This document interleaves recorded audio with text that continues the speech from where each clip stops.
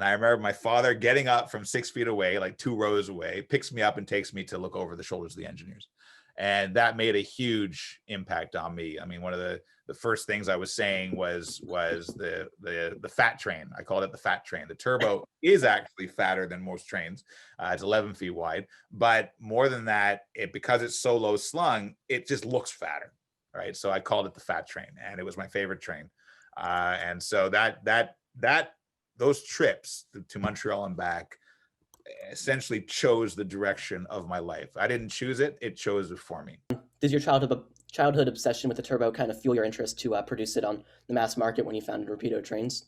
Oh yeah, obviously. I mean, I was trying to scratch build a model of the turbo when I was 13. And I was using styrene, and it was slow going. And then when I was 20, a fellow here in Canada had made a resin model of turbo, basically eyeballing off photographs.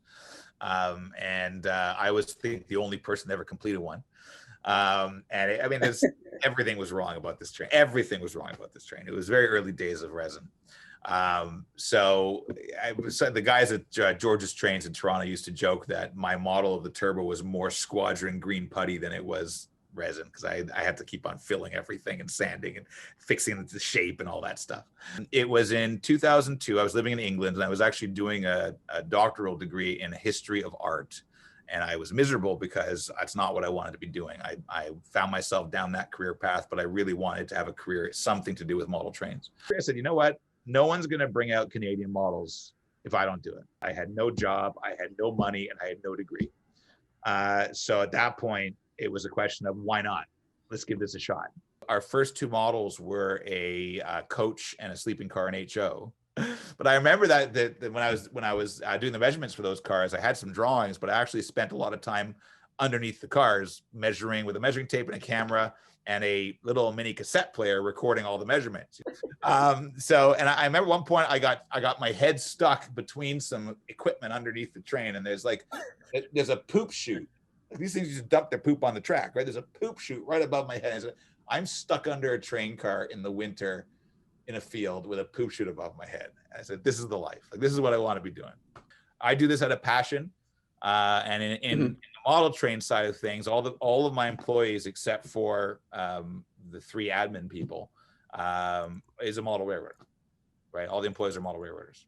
There's like, almost 85% of our staff, or whatever the number is, are model railroaders. When I was 7 years old, the turbo was retired October 1982. And this was devastating for me. I remember my parents calling me into their room and telling me the news, and I was crying and crying and crying. Look, at that point, I'd never experienced real loss, right? No one close to me had ever passed away, but now my favorite thing in the whole world was gone. And so I vowed then that I wouldn't let that happen again. How do making model trains fit into the agenda of preserving railroading? Oh, I think that making model trains in a lot of cases is the only way we can preserve rail history. If you look at so many of the trains that many of us love, the turbo train being the first perfect example, there is nothing that exists from the turbo. I try and make them as complete as possible, even the parts you can't see. And some people have complained about this. Some people say, I don't want to pay for this. Why am I paying for you to have all this underbody piping on that train? Unless it derails and falls off my layout, I'll never see it. And our response is, the real train had that. It's a part of history. The model has to have it. One of the things I have to do is, as the CEO of the company, is I've got to tell, no, we can't do that. It's like, guys, my designers put everything on the model. And I say, we can't make that. It's not physically possible to inject that part so small. Is it hard for you to say no to some of these things that are like that realistic?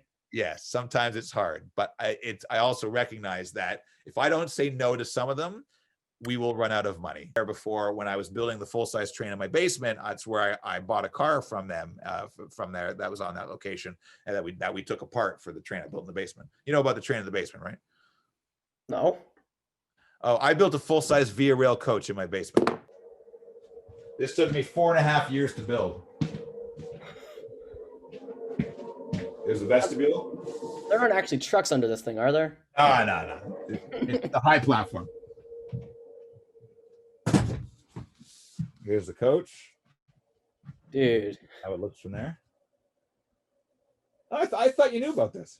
I did not. I somehow missed this in my pre-research. There you go.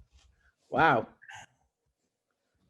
It really looks like a real train. Damn. Yes, yeah, it took 4.5 years to build this. So That's I've awesome. wanted this since I was 12, and I've got it. I've worked on it. I've got it. What does your wife think of all of this? My wife is a saint. First of all, she's very patient. But truthfully, she went into it eyes open. The first things we did when we were dating is I took her on the train to Montreal to meet my grandmother and my great aunt, and she says that I was talking about trains so much that she fell asleep and woke up and I was still talking. I hadn't noticed that she'd fallen asleep. The model railroad, I've been planning that model railroad of Toronto to Montreal route. It's called the Kingston subdivision. I've been planning that when I was 5 years old. I was pretending that our oval track with like a U-boat on, or a C-424, whatever it was that was a via train. Right? I would take my cardboard trains when I was 7, and I would take model trains that had broken, and I would tape them over the freight cars, right, and then run them on the track with pushing them with my hands, saying I'm running a via train. So I've been planning, and I'm stopping at Guildwood, stopping at Kingston. These are all the stations that are on my route. And so like I wanted it, and I'm now building it. Now I may never finish it, right? I may get hit by a bus tomorrow. Who knows? They always say they're hit by a bus, right? They move slowly and they go on a schedule. You're not likely to be hit by a bus. But anyway, whatever it is, I may never finish it. But the important thing is I'm doing it, and I'm enjoying the process. I'll definitely set yourself goals. But if you're not enjoying the journey, what's the point? You have to have fun in this hobby. If you don't have fun, what's the point? And there are a lot of guys who they have a lot of anger for whatever issues, whether it's personal issues or they may have lived a hard life. Who knows what it is?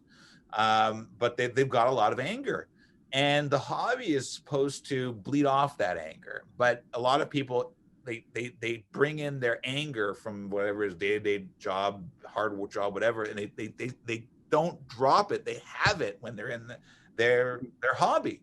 And my response is, why?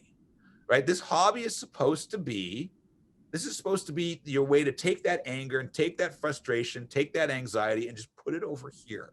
You're in your safe space. This is a hobby, something for you to love. This hobby there are parts of it that are frustrating, but overall it's a source of joy. And I wish that there are some people that I just wish they could access that inner joy.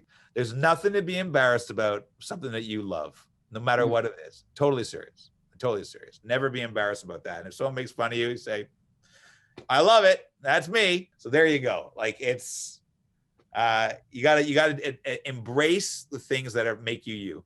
Never be embarrassed about it. Yeah.